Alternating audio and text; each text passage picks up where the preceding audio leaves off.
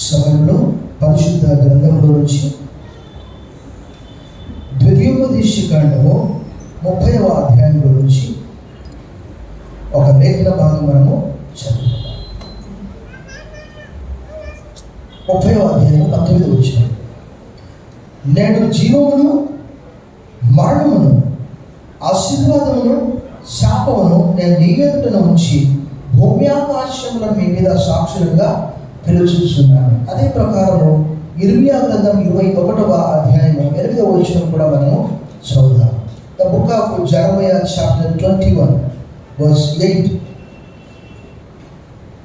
ఈ ప్రజలతో నీ విట్లను యెహోవా సెలవిచ్చినదేమనగా జీవ మార్గమును మరణ మార్గమును నేను మీ ఎదుట పెట్టుచున్నాను. ఇక్కడ మనము ఇంతకుముందు సందేశంలో మనం విన్నాం, ఆ జీవం ఎవరు? మనకు జీవమై ఉన్న క్రీస్తు అనే మాట మనం విన్నాం.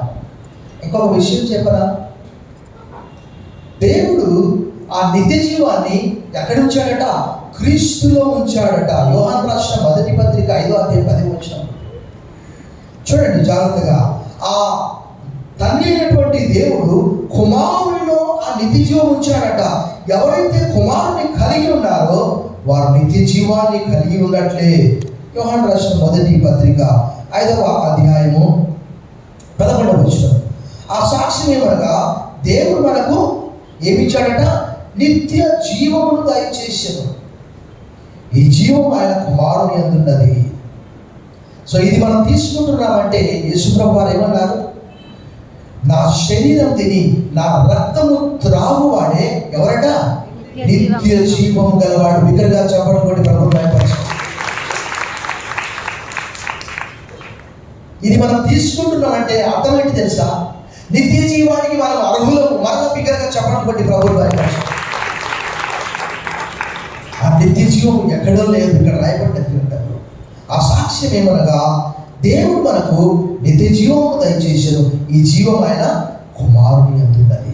దేవుని వాక్యంలో రాయబడి దేవుని కుమారుని అందు విశ్వాసం ఉంచువాడు జీవం గలవాడు. దేవుని కుమారుని అందు విశ్వాసం ఉంచని వాడు జీవము లేనివాడు. చూడండి అక్కడ రాయబడి దేవుని కుమారుని అంగీకరించువాడు ఎవరట? జీవం గలవాడు. దేవుని కుమారుని అంగీకరింపని వాడు ఇంకా అనేక సంవత్సరాల నుంచి ఏదో క్రికెట్ మ్యాచ్ లాగా వచ్చి కూర్చొని మందిరంలో చూసిపోయేవారు ఉన్నారు. బల్ల మాత్రం తీసుకోరు, బాప్తిజం మాత్రం తీసుకోరు, దేవుడు మాత్రం వద్దు, కానీ పరలోకం కావాలి. ఒక మాట నేను మీకు చెప్తాను, జాగ్రత్తగా వినండి. ఆదికాండం 6:16, ఆదికాండం 7:16. ఓడ తయారు చేసిన తర్వాత దేవుడు ఒకే ఒక్క కిటికీ పెట్టాడు. గుర్తుంచుకోండి, ఎన్ని కిటికీలు పెట్టాడు? బిగ్గరగా చెప్పండి, బిగ్గరగా చెప్పండి. ఒకటే కిటికీ పెట్టాడు. పరలోకానికి వెళ్ళడానికి కూడా ఏకైక ద్వారము, బిగ్గరగా చెప్పండి, అది యేసు ప్రభు ద్వారమే. నేనే మార్గమును అన్నాడు, నేనే సత్యమును అన్నాడు, నేనే నా ద్వారా తప్ప ఎవడు కూడా తండ్రి దగ్గరకు రాలేడు.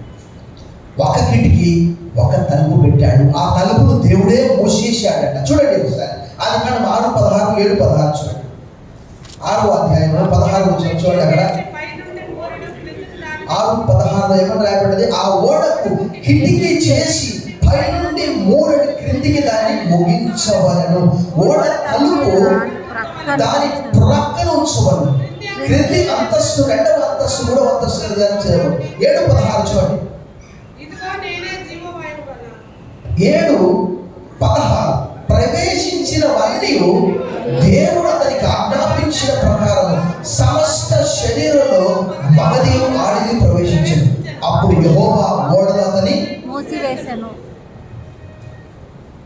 పరలోకానికి వెళ్ళే జీవాహారం ఇది.